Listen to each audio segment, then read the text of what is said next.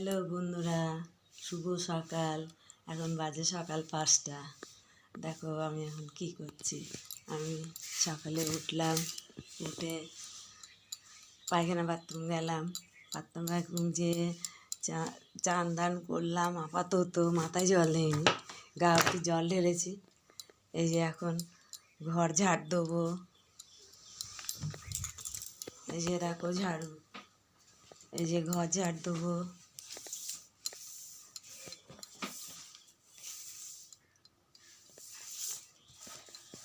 ঘর ঝাড় দিয়ে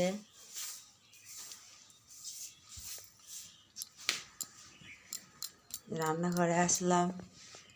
রান্নাঘর গ্যাস মুছছি।